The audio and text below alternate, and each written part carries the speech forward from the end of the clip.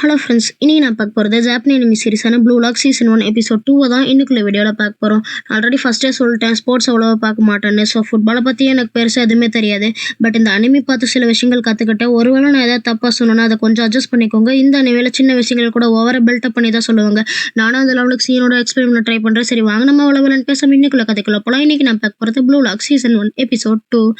Goal keeper, defender, mid range shooter இவங்களுக்கு கூட create பண்ணிடலாம். ஆனால் உண்மையான ஒரு ஸ்ட்ரைக்கரை இன்டென்ஸ் சாக்கர் மேட்ச்சில் தான் கண்டுபிடிக்க முடியும் அப்படின்னு ஈகோ சொல்கிறான். ஜப்பானோட ஃபுட்பால் டீம் வந்து திரும்ப வேர்ல்ட் கப்பில் தோற்று போகிறாங்க. ஸோ ஜாப்பனீஸ் ஃபுட்பால் யூனியன் டீமை காமிக்கிறாங்க. நம்ம இன்னும் எத்தனை வருஷத்துக்கு தான் தோற்றுக்கிட்டே இருக்குது அப்படின்னு ஆண்ட்ரிங்கிற நியூ மெம்பர் கேட்கவும் அதோட அட்வைசர் வந்துட்டு நாங்கள் ஜஸ்ட் அவங்கள வச்சு அட்வர்டைஸ்மெண்ட் பண்ணால் பணம் வருது, அதுவே போதுன்னு சொல்லுவோம். உங்களோட திங்கிங் இந்த மாதிரி இருக்கிறதுனால தான் ஜப்பானால் வேர்ல்டு கப்பை வின் பண்ணவே முடியல. இது ஜஸ்ட் உங்களுக்கு ஒரு வியாபாரமாக இருக்கலாம், ஆனால் எனக்கு அப்படி கிடையாது. கண்டிப்பாக நம்ம வின் பண்ணி ஆகணும்னு நம்ம சொல்லுவோம். நீங்கள் சொல்கிற இந்த ப்ராஜெக்ட்டில் கண்டிப்பாக ஒரு பெஸ்ட் பிளேயர் கிரியேட் ஆவானா அப்படின்னு அட்வைசர் கேட்கவும் ஜப்பானை வேர்ல்டு கப்பை ஜெயிக்க வைக்கிற ஆளை கிரியேட் பண்ண முடியும்னா அது ஒருத்தனால தான் முடியும், சென்பாச்சி ஈகோ அப்படின்னு அவ சொல்கிறா.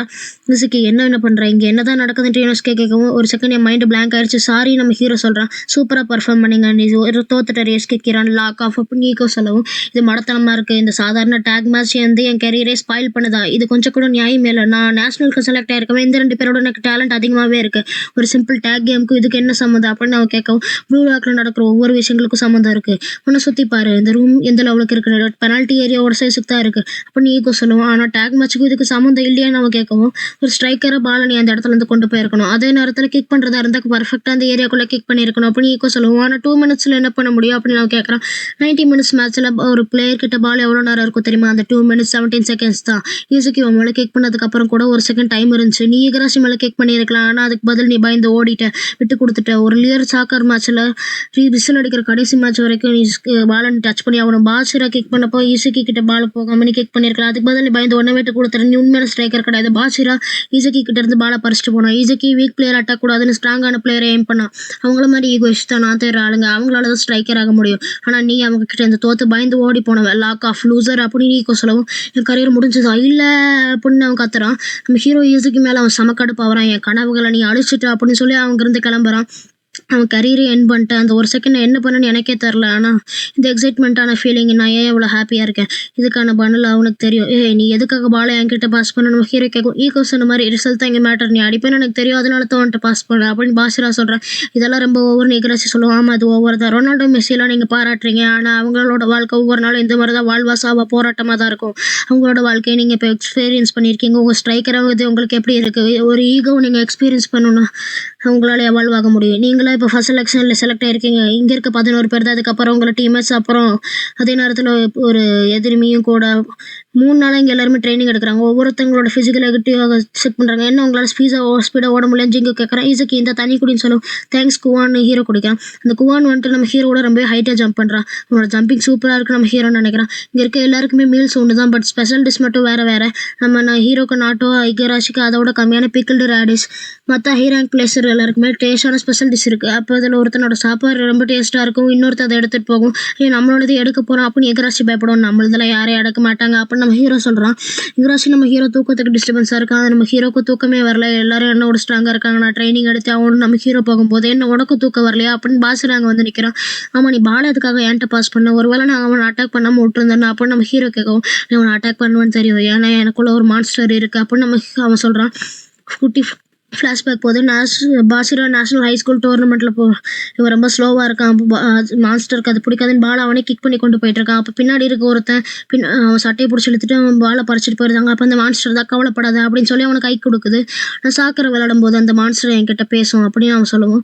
என்ன இவன் முட்டாத்தனமாக பேசிகிட்டு இருக்குன்னு நம்ம ஹீரோ யோசிக்கிறான். அந்த மான்ஸ்டர் எனக்கு எப்போவுமே எப்படி கோல் போடுறதுன்னு சொல்லுவோம். ஆனால் அந்த மான்ஸ்டர் அவன் கூட விளையாடும் போது என்ன சொன்னுச்சுன்னா பாலை ஈஸிக்கு கிட்ட பாஸ் பண்ணு, அதுதான் என்கிட்ட சொன்னுச்சு, ஏன்னா உனக்குள்ளேயே அந்த மான்ஸ்டர் இருக்கு அப்போ முதல் எனக்கு தெரியல. ஆனால் அந்த டைம் நீ அந்த பாலை கிக் பண்ணும்போது உனக்குள்ள இருந்த அந்த மான்ஸ்டரை நான் பார்த்தேன் நான் சொல்லுவோம். இவன் சொன்னதுக்கு இருக்குத்தனமாக இருந்தாலும் அந்த டைமில் நானும் அதை ஃபீல் பண்ண நம்ம ஹீரோ யோசிக்கிறான். ரொனால்டோ மெஸ்ஸி இவங்களுக்குள்ளேயுமே அந்த மான்ஸ்டர் இருக்குது. இந்த இடத்துக்கு வந்து அந்த மாதிரி மான்ஸ்டர் இருக்க ஆளுங்களை மீட் பண்ணுவேன்னு நினச்சேன். நான் இங்கே வந்ததில் ரொம்ப ஹாப்பியாக இருக்கேன், ஏன்னா நான் உன்னை மீட் பண்ணியிருக்கேன் ஈஸுக்கி அப்படின்னு பாசிரா சொல்லுவோம். நீ சொல்கிற மாதிரி எனக்குள்ள மான்ஸ்டர் இருந்தால் நான் என்னோட பவரை கரெக்டாக யூஸ் பண்ணி நான் ஸ்ட்ராங்காக மாறுவேன் அப்படின்னு நம்ம ஹீரோ நினைக்கிறான். உன் கண்ணில் இப்போ நான் அதை பார்க்குறேன் அப்படின்னு பாசிரா பேசிகிட்டு இருக்கும்போது எல்லாரும் அவங்க ரூமுக்கு போய் அவங்க ரேங்கை செக் பண்ணி பாருங்க பண்ணுறாங்க, ரேங்கிங் சிஸ்டம் சேஞ்ச் ஆயிருக்குன்னு அனௌன்ஸ் பண்ணுறாங்க. இசுக்கி நான் 300லேருந்து முன்னேறி இப்போ 275க்கு வந்திருக்கேன். ஆனால் நீ கூட 274ல இருக்கியே, எப்பவும் என்னோட நீ ஒரு ரேங்க் கூட இருக்கப்பா அப்படின்னு இகராசி சொல்கிறான். ஆனால் என்னோட டைமண்ட்ஸ் இந்த ரஃப் இந்த இடத்துல மொத்தமாக 5 பில்டிங் இருக்குது. 5 பில்டிங்லேயும் 5 டீம் இருக்குது. அதில் B2Z வரைக்கும் இருக்குது. அது ஒவ்வொருத்தங்களோட பெர்ஃபார்மன்ஸில் சபலாவை பொறுத்து தான் அவங்க B2Z வரைக்கும் ஃபஸ்ட் மேட்ச்சில் ஒவ்வொரு டீமில் இருந்து எலிமினேட் பண்ணோம். ஸோ 25 மெம்பர்ஸ் எலிமினேட் ஆயிருக்காங்கன்னு ஈகோ சொல்லுவோம். பேலன்ஸ் இருக்க 275 மெம்பரில் இப்போவும் நான் லாஸ்ட் தாங்கிறதா நான் அப்படின்னு இகராசி நினைக்கிறேன். பில்டிங் B2Z வரைக்கும் இருக்குது. நீங்கள் தான் ஜிங்கிறதுனால பில்டிங் 5லே லோவஸ்ட் ரேங்க் நீங்கள் தான் ஈகோ சொல்லும். நம்ம தான் இங்கே இருக்கிறதுல லோவஸ்ட் ரேங்க் ஹீரோ பார்க்குறேன். இங்கே இருக்க எல்லாருமே டாப் கிங் ஆகிறதுக்கான வாய்ப்பு இருக்குது. ஸோ நீங்கள் கிங் ஆகணும்னு நினச்சிங்கன்னா அதுக்காக போராடுங்க. ஃபர்ஸ்ட் செலெக்ஷனில் பில்டிங் 5ஓட 5 டீமுக்கு தான் மேட்ச் அப்படின்னு ஈகோ சொல்கிறேன். சாய் கிட்ட ஜீனியஸ் மிட்ஃபீல்டர் எங்களுக்கு இன்டர்வியூ கொடுக்க வந்ததுக்கு ரொம்பவே தேங்க்ஸ். நீங்கள் வேர்ல்டு சாம்பியன்ஸில் கலந்துப்பீங்கன்னு எல்லாரும் பேசிகிட்டு இருக்காங்க. இன்டர்வியூ கேட்க அவனுங்க காலில் விழுந்து கேட்டாலும் நான் கண்டிப்பாக கலந்துக்கிட மாட்டேன் அப்படின்னு அந்த சாய் கிட்ட சொல்லவும், எதுக்காக சார் அப்படின்னு நான் கேட்குறேன். நான் தப்பான நாட்டில் வந்து போகிறேன்ட்டேன். ஜப்பானில் இருக்க எந்த பிளேயருமே நான் பாலை பாஸ் பண்ணுற லெவலுக்கு ஒருத்தியான வேலை ஜப்பான் நேஷனல் டீமை வேஸ்ட்டுன்னு தான் நான் சொல்லுவேன். நான் போகிறேன் இன்டர்வியூவில் இப்படி பேசணும். உங்கள் ரெப்புடேஷன் ஜப்பான் என்ன நினச்சா எனக்கு என் வீசா எக்ஸ்பயர் ஆனால தான் நான் இந்த கண்ட்ரிக்கே திரும்ப வந்து என்ன இந்த ஜப்பான் ஃபுட்பால் இன்டர்வியூ வச்சுருக்காங்க அப்படின்னு அவன் என்ன வெயிட் பண்ணி பார்க்குறான். ஸோ இதுதான் எங்கள் ப்ளூ லாக் ப்ராஜெக்ட் அப்படின்னு அந்த அட்வைசர் சொல்லுவோம். ஆனால் இந்த மெத்தடில் யங் ஸ்டூடெண்ட்ஸோட கரியர் பேரண்ட்ஸ் இதுக்கு ஒத்துக்கிட்டாங்களான்னு இன்னொருத்தர் கேட்குறேன். அது வந்து நாங்கள் வேறு ஏற்பாடு பண்ணியிருக்கணும் சமாளிக்கவும்.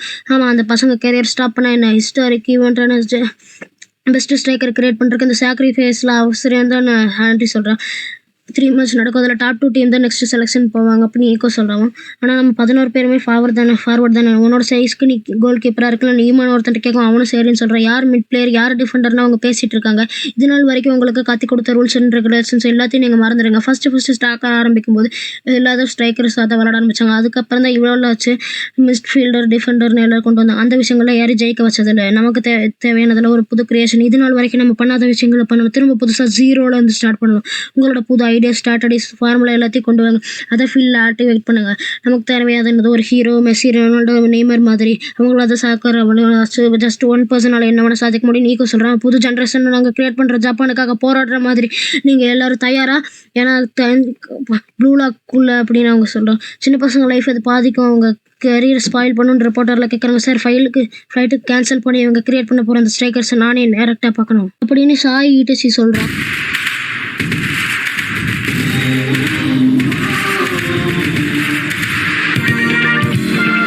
ஹே காய்ஸ், டீம் மேட்ச் வந்துட்டாங்கன்னு ரீனோஸ்கே சொல்கிறான். இதில் நான் சர்வே பண்ணி பெஸ்ட் ஸ்ட்ரைக்கரை மாதிரி காட்டுறேன் அப்படின்னு நம்ம ஹீரோ நினைக்கிறேன். இந்த இடத்துல இந்த எபிசோட் முடியுது.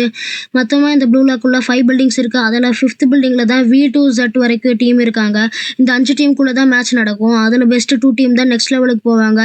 இப்போ நம்ம ஹீரோ டீம் ஜிக்கும் எக்ஸ்க்கும் மேட்ச் நடக்கும்போது என்ன நடக்குது அப்படிங்கிற நெக்ஸ்ட் எபிசோட் பார்த்து தெரிஞ்சுக்கோங்க. உங்களுக்கு இந்த வீடியோ பிடிச்சிருந்தா அப்போ நான் லைக் பண்ணிட்டு அப்படியே மறக்காம நம்ம சேனல் சப்ஸ்கிரைப் பண்ணிடுங்க.